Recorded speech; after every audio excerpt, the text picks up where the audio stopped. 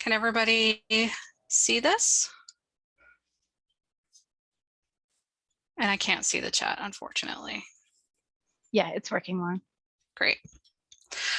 So hello, everyone. Thank you so much for taking the time to join us today.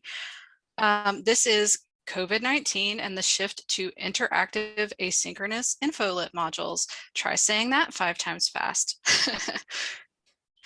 And we are USMA librarians. I'm Lauren Dodd, the Information Literacy and First Year Experience Librarian, and I have been working at USMA since March 2020, so I'm almost at my 1 year. And this is my colleague. Hi, I'm Heather Simonelli. I'm the Assistant Director for Communications and Assessment, and I am at about 4.5 years at West Point. Here's our standard federal government disclaimer. We are representing ourselves, and the upcoming gift choices are all ours. So teamwork makes the dream work. We have the best colleagues, and we really are here to share our experiences and lessons learned on projects that were truly a team effort. We are simply the messengers today. And due to the lightning speed of these pivots, we know we have a lot we can build and improve upon. So we hope that if you've used any of these tools in innovative ways, that you'll reach out in the Q&A or via email and share those ideas with us. For a little bit of background, West Point's a 4-year undergraduate college and also a military academy. We were founded in 1802 as an engineering school and have since expanded to a broad, well-rounded liberal arts education. We have over 30 majors ranging from English to nuclear engineering. Our student body is about 4,400 students. Everyone's a full-time student and lives on campus. They all participate in student leadership positions and some type of sports ranging from intramural to Division I. Thus, we are competing for time. Every minute of the day is accounted for in the cadets' daily schedule. We need to optimize asynchronous instruction so it actually gets done. Since West Point is one of the most in-person campuses imaginable, we've not done much in the way of online learning previously. Traditionally, the first introduction to the library is during their first summer at West Point during Cadet Basic Training, or BEAST. We would give a 20-minute in-person theatrical orientation in front of an auditorium of about 1,200 new cadets, generally during their first week. Fall 2019 was our last normal year. That fall, most EN 101 instructors requested library instruction. Individual classes at West Point generally have about 15 to 18 students in each of these sections. We covered topics, basic intro to research things such as how to search Scout, which is our discovery layer, use databases, and evaluate resources. RS 100 and 101 is the Student Success course. It's a 1-credit course geared towards students who either opt in or would benefit from improving their study and time management skills. And we also had previously tried experimenting with our Blackboard LMS and creating an on-demand series that would introduce freshmen to some basic library concepts, but it wasn't part of any particular course. It wasn't required. So despite the saying that if you build it, they will come, in our experience, that didn't happen previously. So then enter COVID and the new to us tools we're talking about today. We had subscribed to and started to experiment with each of these tools before I arrived in March 2020, but we had not yet marketed them to faculty. And I wish I could tell you that all these tools are free, but unfortunately that's not the case. That said, for at least 2 of them, there are free equivalents that librarians have experimented with. So hopefully some of these ideas will translate even if the software doesn't translate for you. To start with BreakoutEDU, before the pandemic, I had attended a few conference sessions at LOX where folks were using the physical BreakoutEDU kit to create escape rooms for library orientations and classes. So I was vaguely familiar with that. But I did not know that they offered virtual escape rooms until I arrived and my colleagues were working on a super cool Edgar Allan Poe themed game to showcase our special collections. For the sake of time, we're sharing this awesome link as a little bonus with our slides. There's a teacher subscription versus a school-wide subscription. There's LibWizard if you subscribe to also do a breakout type room, and free is Google Forms. We have seen some really awesome creative librarians who have created escape rooms out of Google Forms. And we're going to show you a little bit of that, the Breakout EDU later. LibWizard, you may already be familiar with, or maybe you already subscribe to it if you use other SpringShare products. I consider myself tech savvy enough, but I felt there was a definite learning curve. I don't know if any of you who use LibWizard feel that way as well. I mean, half of our module creation time spent was really just me learning LibWizard, I feel. But once you feel comfortable creating with it, you can copy versions of tutorials and assessments and forms, so you don't have to start from scratch, and the possibilities are really endless. And we'll show you a little bit more of what that will look like. But it just is a really great way to create an interactive type module that's not synchronous. There's a free equivalent that we've heard of called Guide on the Side, and I do believe it was created by librarians. So I haven't used it and can't speak to it, but I've heard it does some similar things. And then we have Credo Instruct information literacy modules, and the pricing on those is based on full-time equivalent. So let me show you the front end of that, actually. If I can get to my internet. So we have the public face of the modules in a faculty guide that I created. So they can see the modules, they can use these links to share them with cadets or embed them in the LMS, which is Blackboard.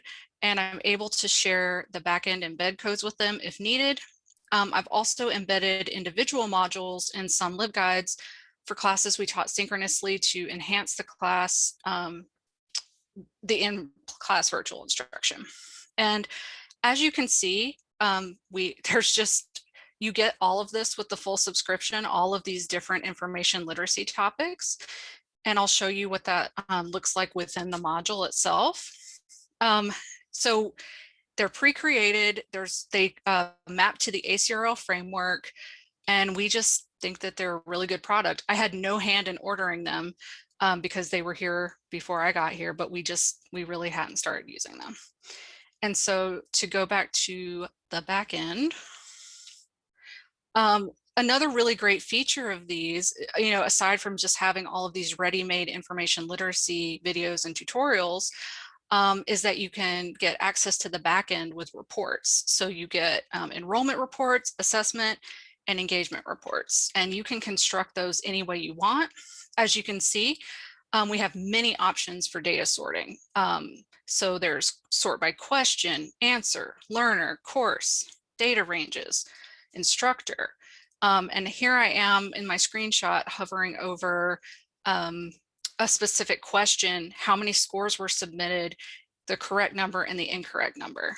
And I also did screenshots because if you do a large report, it can actually take a long time to load.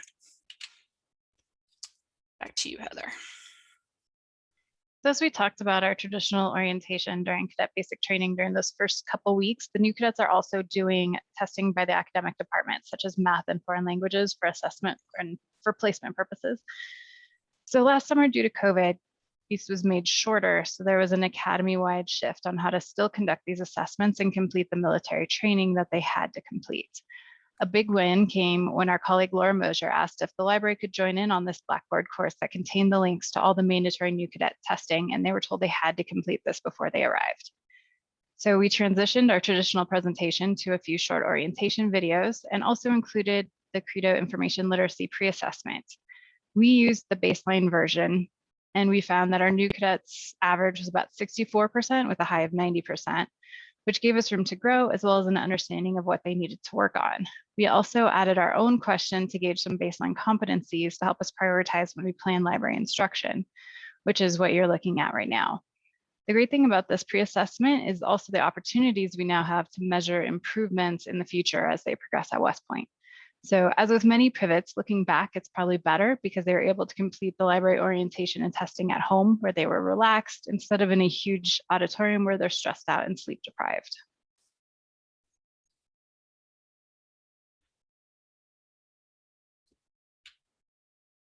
Okay. No. So here is where Heather is going to enter links in the chat to give you access to the copies that I made of the EN 101 module.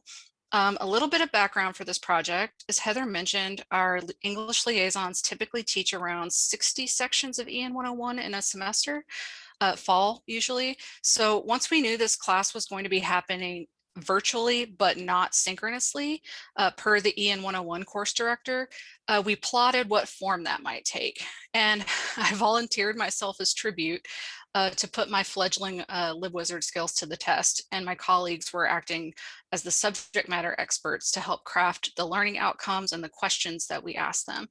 And we sent a little sample to the course director to give him an idea of what we were thinking of, and he loved it. So then we had to commit and build it. So the mission was now to create a standalone asynchronous module that would take approximately a full class period to complete. And the plan was for all the instructors to release the module in Blackboard on a certain day and time, and for the librarians to camp out on our library chat service on those designated chat or class days in case there were questions or tech help needed. So I'm going to show you some highlights of the module and of LibWizard that we thought were most worth sharing live. But using the link that Heather's posting into chat, you will be able to see most things, but not all of the Credo modules or the videos that we've created because they are IP and login restricted. So to pull up the LibWizard tutorial, I purposely pulled up sort of the backend version, like the preview version, so you can see how it will look in desktop view, tablet view, mobile view. You can jump to slides. And if you have a required question module, like ours was before I made this copy, you can click skip required questions. And so you can preview your module without having to take the module every single time, which is great. So I made this 1-minute introduction video for Susan as the English liaison, and that should be available for you to watch if you want to see how we created that. Animoto was really easy to use, but there's all kinds of free video software you can use to make that. And this is my tech support slide. I tried to list every single problem that they could possibly encounter, culminating in ask us on library chat if none of that helps. And happily, not a single cadet reported a tech issue. So patting myself on the back there. And here's our learning outcomes slide, which also set up the expectations for the module. And it included the fact that they're going to have to do quiz questions. So if they didn't read that, oh well, but we were trying to set that expectation for them. And I am going to jump through the menu now just to point out the different types of embedded content in the module, so that we don't, have to click through it, just like you wouldn't want to have to click through it if you were skipping required questions or working on it. So this is an example of embedding the Credo video within LibWizard. It looks really good. You have a transcript on the side, which I absolutely love. I'm actually a person who prefers to read a transcript over watching a video. But the nice thing about the videos too is the closed captioning is automatic. You can turn it off if you wish. You can watch the video at 1.5 speed if you just can't stand how slow they're talking. And you have transcripts you can also download. So I think they're really accessible. The videos are really great, and they embed really easily into LibWizard. I also created a workaround just in case the embedding did not show for them. And same thing with secondary sources. So then I showed them both of those videos, and then we said, hey, here's a quiz. This is our own resource in our own catalog, and you need to tell us if this is primary or secondary.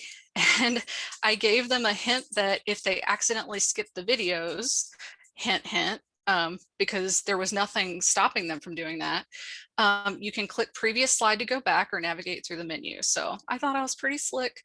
But this is one of my favorite features of LibWizard, is the ability to embed even a specific item record within the module.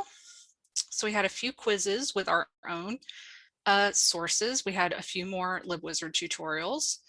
We also created our own videos that we interspersed within, and this looks long, but it's actually the video transcript. So this is a video my colleague Jen made for us.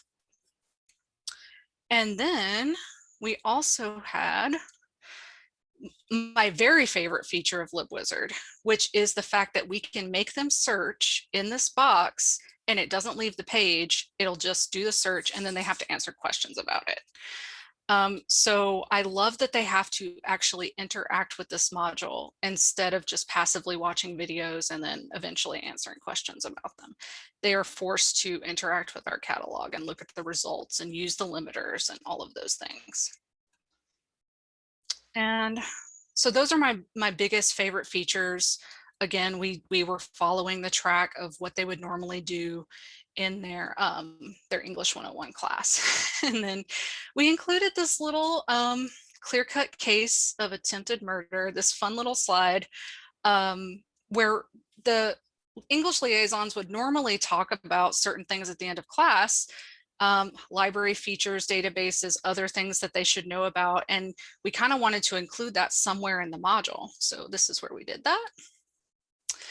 Then they can review all their answers. And if they choose to revisit any answers, they can do that. That's just going to reinforce their learning. So we're happy with that. But only their first attempt is used to determine the grade. So we got on the back end, we got their first attempt, those responses. And they submitted it. And on our end, on their module, they got a certificate with their name on it that they could email to the instructor, and we're supposed to email to the instructor. But, you know, failing that, we also had an Excel spreadsheet with every single person who took the module and how they did and what question they asked and all of those great things. And in the EN 101 module, well, no, that's in the assessment, which I'm about to talk about. I'm trying to get ahead of myself. So in the assessment, fun with tech. So the assessment, I believe Heather's also going to add into the chat. And this is what it looks like. It's just a form you can create in LibWizard as well. And I'm not going to click all the way through it because you will be able to click through and see all the questions. There's only 10 questions, and we mapped them to not only the module itself, of course, to gauge the learning outcomes, but we also sort of phrased the questions in the way that the Credo pre-assessment test had them. So we were also kind of sneakily trying to see if the pre-assessment from months ago, if they had come a little further with that. But this was not mandatory. The module was mandatory, the assessment was not. So we did not get every single person for that. These are our lessons learned. And I use this because I really had no clue what I was doing, but I felt confident that we would get a product that would meet our purposes, at least for the first draft of this. Obviously, we were going to keep learning and improving. So the real lessons learned, I mean, the ins and outs of LibWizard was the biggest thing I learned, and all of the learning curve that comes with that. But the next biggest thing is, if you require it, they will come. So buy-in from the EN 101 course director was huge. Our liaisons deserve 100% of credit for that strong relationship that they had built and the credibility that they had with that instructor to say, we're requiring this, every cadet in EN 101 is going to take it. That's 1,000 cadets. So that was just a huge win for us. And then the other lesson learned is, if you don't require it, like the assessment was not required, about 10% will be polite and do it. So we got about 90 responses to our assessment that we sent out a week later. It's not bad, but you know, it's not all 1,000 freshmen as well. And in the assessment, it was great though, because we asked, you know, what's one question you still have? And, you know, if there's a comment, and they had some really, really, really, really good questions. And so we were like determined that we're going to use those questions in some way. So as we mentioned earlier, we previously conducted the Amazing Library Race as an orientation exercise during RS 100 and 101. We created a worksheet to guide them through the physical library and the website. They completed the activities as a small group to familiarize themselves with the library resources and staff through active engagement. You can see them here working through the tasks. But how are we going to approximate this experience in the fall 2020 COVID-19 environment? Enter the Library Beast escape room. We created it with BreakoutEDU, of course. Beast is slang for cadet basic training, which is their 6-week training course before their first year. And this collaboration consisted of my co-liaison, Stacy, who had coordinated the amazing library race the previous year, and our colleague, Lori, who did a lot of heavy lifting on the creative clue portions. She's basically an escape room ninja at this point and is such an invaluable colleague. And so we used our checklist of tasks from the amazing library race to sort of flesh out the puzzles we wanted to do and the tasks that we wanted them to do for the escape room. And one of the awesome features of BreakoutEDU is the ability to allow individual classes to sign up under a group code. So then all of the students and their times are reported at the end, and we can go in and see that. So we input like all 30 something sections that we were going to do, and then we shared the group code and the sign up instructions at the beginning of each class. So to note, this is an asynchronous module meant to be done asynchronously, but the RS-101 course director wanted us to be on standby for the classes. He thought they might, encounter some issues. So we were on standby, both in person and virtually, because classes were in different modes. And we were there, to introduce ourselves and to help with any issues. Since they were being timed, we were encouraging them to finish quickly, but still read carefully. And they are very competitive in general. There was that, but we also offered small prizes to people who finished first in each section. So depending on the instructor, we offered either little goodie bags from us, or the instructor offered something like a positive report to go in their file. So I'm going to show you a little bit of the escape room. Not going to click all the way through it, but this is one of the clues actually later on that I just kind of had running. But so if you choose to work through it, because I believe Heather is sharing the link in the chat, each question is a clue that can be solved by following our directions or solving a puzzle. And like the EN 101 module, we included questions that forced cadets to interact with our website and catalog and conduct searches to get the answer. And we have shared the answers at the end of our slides if you want to try it out. Some of them required the cadets to chat with us or make an appointment with a personal librarian. So you wouldn't really be able to complete them without that. But this is one that you could complete because you could go to our website, you could follow these instructions, and then you could type in the answer, which is Chicago. We also tried integrating our special collections in here and linked to a really cool photo scanned map on our website, actually. So I didn't want to show the whole thing just for the sake of time, but you do have the link and you do have the answers. And this is an example of a puzzle that Lori created. And it was super cool, but they didn't realize, most of them, only think one cadet realized that you could click on this and figure out what the lock, how to unlock it, but they all did the puzzle. They either loved it or hated it. There was no in between.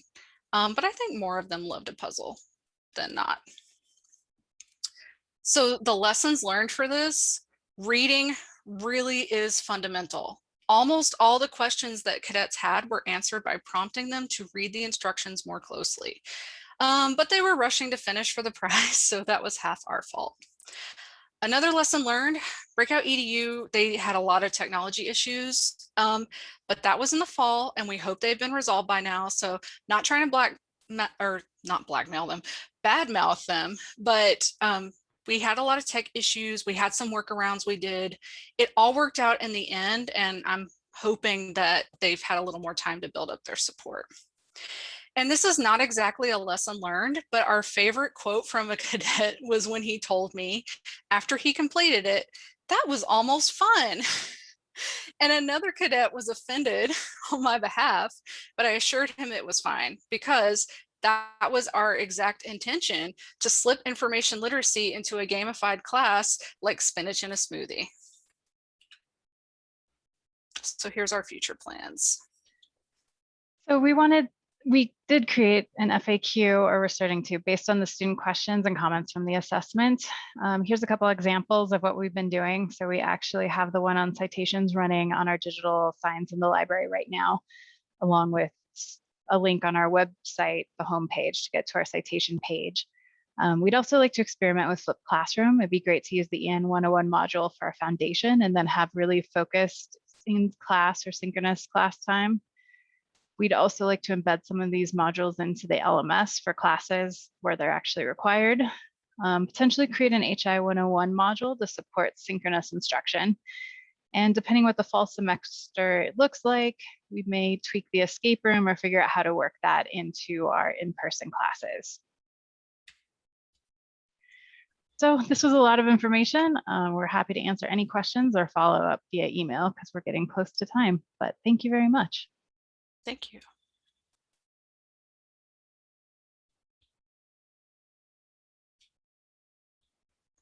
I can't see the chat, so were there any questions in the chat? Not right now. Awesome. You can email us though. Thanks for all those links. I will. I can also put those links in the LibGuide next to your presentation so that people can have them. Perfect. Yeah, just give questions, and applause. Oh, Thank you. thank you. Heather and Lauren, I'm just giving it a second to see if anything else comes in. You're getting some accolades in the chat. Oh, very nice.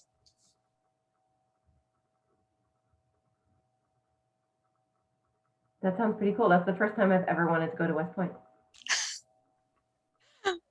Yeah, because the rest of it isn't that fun. It's just a different type of fun.